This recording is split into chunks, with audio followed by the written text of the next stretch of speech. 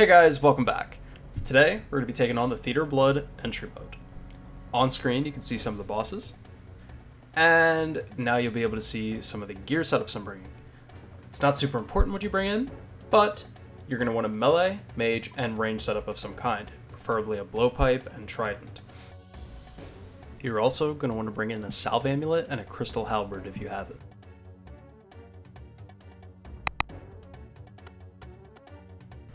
Starting off, we're going to be working on Maiden. We need to defeat the Maiden without letting the blood spawns live for more than 10 seconds. When they spawn, just pull out your blowpipe and attack them. Marking them makes it more obvious when they spawn, but just attacking them when they show up is easy enough. Now, for Maiden, you're going to want to protect from magic and just hit her. You can range her, you can melee her, you can do whatever you want. In entry mode, she has very low defense. At 70%, 50%, and 30% health, Maiden will spawn Nylocas. They will make their way towards her and heal her for lots of damage. Now, you can hit them with a blowpipe, you can hit them with a whip. I prefer blowpipe, and in entry mode they really don't have a lot of HP. So, you can just blowpipe them a couple times. If they make it to her, it doesn't really matter as long as you've hit them a couple times. And even if it does full heal her, it's really not that dangerous. Entry mode kind of waters down the mechanics. Also, it's not super important to bring freezes like you do in regular top. Entry mode, the HP of the Nylocas is so low that you don't really have to worry about it. Now, 30s have just come in, and it walks in with almost 60% health. And it really didn't heal her for that much. So, nothing to worry about. Now, blood spawns spawn there because I stepped in Maiden's blood. Whenever you step in the blood, there's a chance that a blood spawn will spawn. So I'm just keeping an eye out right now because I stepped in blood again while killing that one. Nothing comes out, so we're moving on to bloat.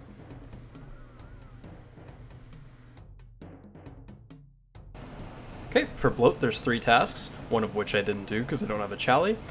But you need to finish bloat off with a chally, wear a salve amulet, and enter from the other side. Now, walking into bloat, I'm going to make sure I have my salve amulet equipped, and I'm just going to make my way over to the other side. Why this is a task, I don't know, but it's a free 4 points. So, bloat's mechanics, I'm just going to mark him and pay attention to where he is, and stay on the opposite side of him. If I'm in his line of sight, flies will rapidly come off of him, I guess, and hit me for like 10 damage each in entry mode. It's not a whole lot, but it's enough that I'm going to stay over here. Once he stops moving, I'm going to run over and attack him. You hit him about 5 times with a whip, sometimes more, sometimes less, depending on how slow you are to getting to him. You'll know that he's going to go up because the lights will go back to being full on his back, or you'll notice that he starts moving. Just avoid the hands and stay on the opposite side of him. It's not super hard once you have him marked, I guess. Personally, I've just always had him marked by default. It's sometimes kind of hard to tell which way he's moving, because he can change directions. But if you have him marked and have True Tile highlighted, you'll pretty much always know, so not a big deal.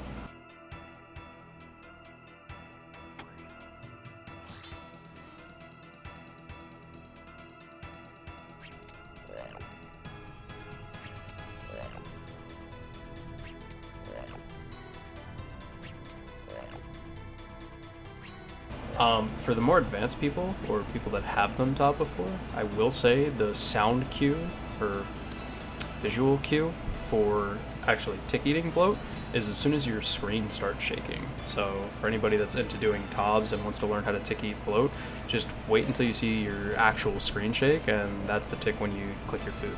So never miss a bloat stomp tick-eat again.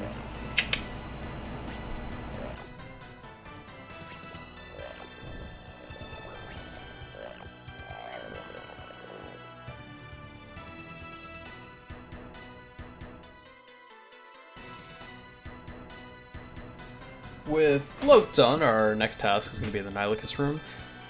Hit any 4 Nylocas with a single Ice Barrage spell. So this just means when there's 4 Nylocas on a pillar, just cast Ice Barrage. I don't have 94 magic on this account, and I'm nowhere close to it, so I did not go for this task. I also figured that most people watching this guide probably won't have that. If you do, that's amazing. Go ahead and take the free points. If you don't worry about it. It's not really included in the sheet, and it's also not included in the expected points to get you to the hard tier. And it's just kind of like a bonus. I would totally recommend doing it if you have it, though, so I mentioned it. Outside of that, just hit the Nylocas, hit the gray ones with melee, the blue ones with mage, and the green ones with range. As long as you're hitting things at all times, I'm sure you're going to have an easy time doing this. They don't have a whole lot of HP in entry mode, so you should be fine. Pay attention to the HP percentages of the pillars. There's a plugin called, I think it's Advanced Top Utilities or something like that. It will give you a bunch of little extra options to have during the Theater of Blood, like one-click buying and things like that, as well as the HP percentages of both the Nylocas and the pillars. But yeah, I'm just speeding through the waves because it's like 5 minutes of just the same thing over and over again until we hit the boss. There's been a couple scenarios so far where we could hit 4+ Nylocas, so there's definitely like nothing special you have to do for the combat achievement. It just happens when the Nylocas pile up. And moving on to the boss, he's always going to start out in melee, so have your melee gear equipped. You can hit him 3 times in entry mode, and then just switch accordingly, just like you do for the mini Nylocas. I'm going to speed this up as well. There's no tasks here, so don't worry about it. Just focus on surviving.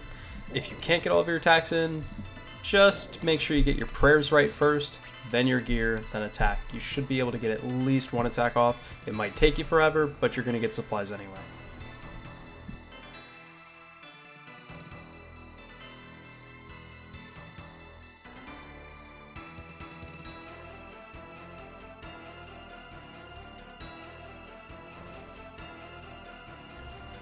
And moving on to Sotetseg.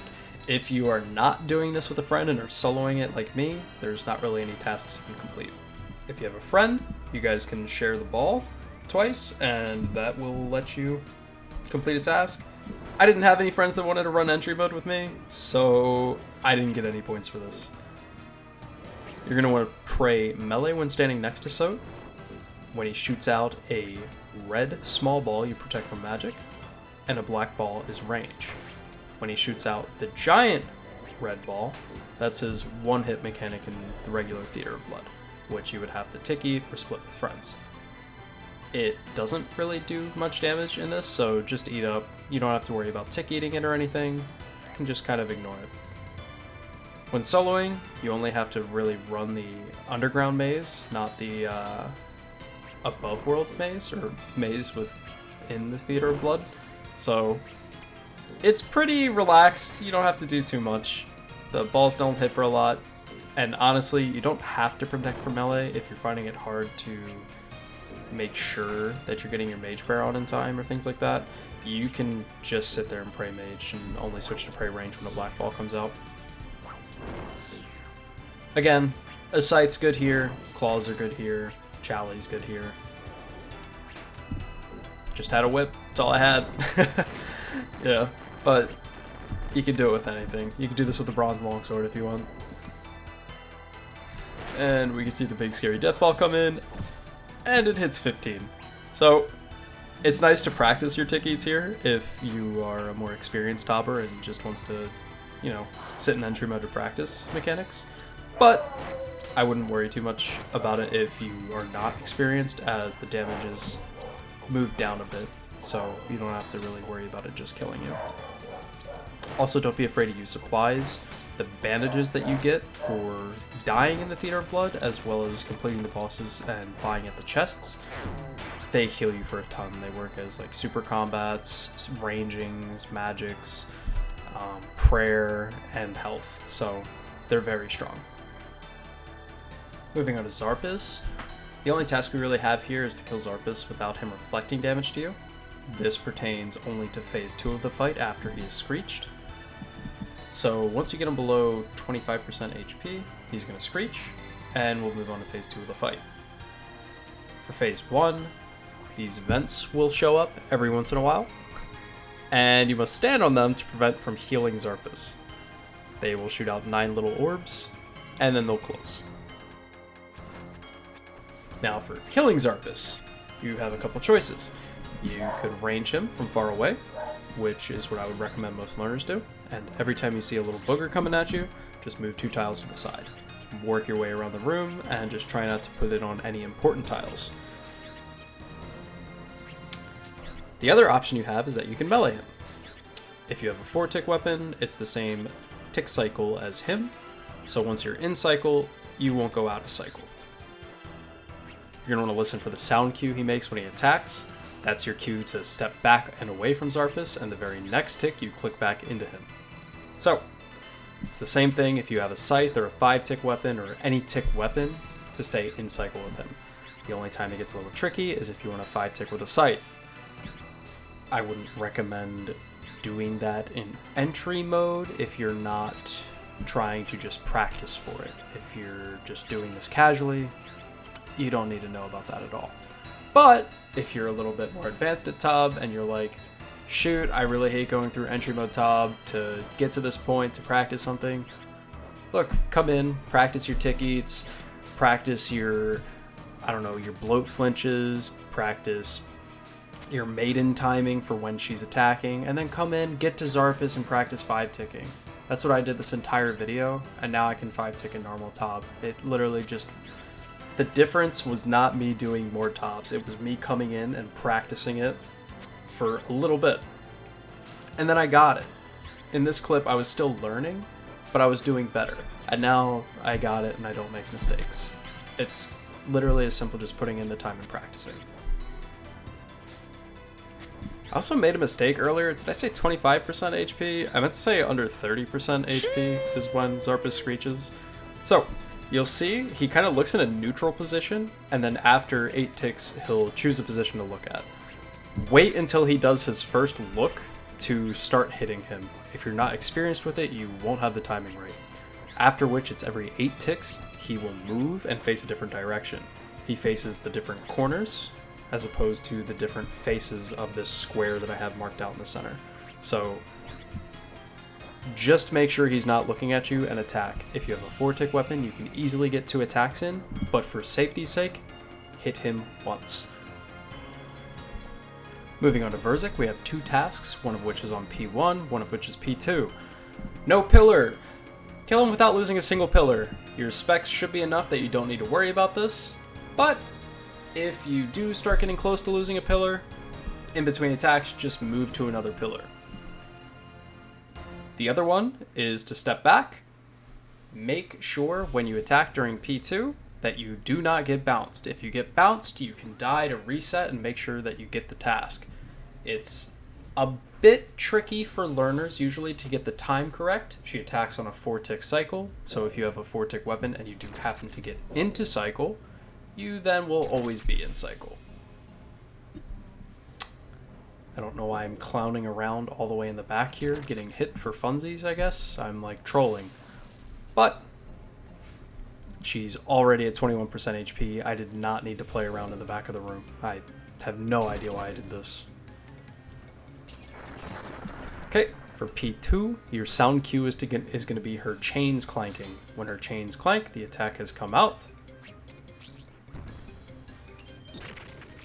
And that's my cue to click on her. You can do a step back and wait for those chains clanking, but if you have anything longer than a 4-tick weapon, or shorter, I guess, you're going to want to be doing the step back and wait method. Like, it's fine, just focus on not getting hit.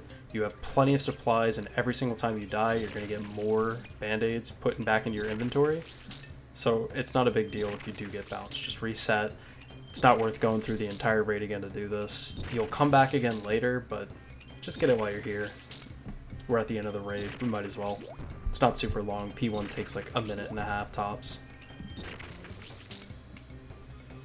Okay, so we're getting to the end here. Forgot to mention, at around 35% health, she switches to magic attacks. You start off praying range, and at 35% you switch to magic when the red Nylocas spawn. Okay. in between every attack from her, just stand under her or start walking away slowly. I totally chanced a melee and got meleeed there and here. Yikes. I think I was trying to practice my zero ticking the boss or something. I have no idea. But yeah, I was stupid. Not very good at it, apparently. But practice makes perfect. It's 100% the best place to practice your Verzik tanking as opposed to like 416 or with your buddies or whatever. Definitely practice the timing and entry mode. It's so much more productive than like under a stressful situation where people are just like rushing down the boss.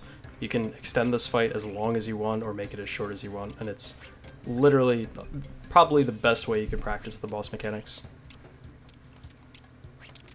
So the first special she shoots out is going to be crabs, which already happened. After 3 or 4 more attacks, she shoots out webs. You can run around her and melee her like I did. Chance to melee again. But you don't have to do that. You can just sit from the side, hit her with a trident, or hit her with a blowpipe, hit her with a T-bow, whatever you have. It's not a big deal. I know a lot of people get afraid of entry mode top. They pay people for carries to get their quest capes. It's really not that difficult. You can really just ignore most of the mechanics because they just don't deal damage. Tornado comes out. If it hits you, it takes a percentage of your HP, multiplies that, and then gives it to Verzik. So just try to avoid the tornado, even if you chance a melee hit. After a couple more attacks, a green ball will come out. But yeah, if she shoots out yellow orbs, when she puts a yellow portal on the ground, just stand on the yellow portal. Even if the tornado hits you, it's not a big deal. And the green ball just does, in normals, it's 74 damage. I don't know what it is in here. It's probably like 20 or 30. But yeah, that's the video. Thank you so much for watching.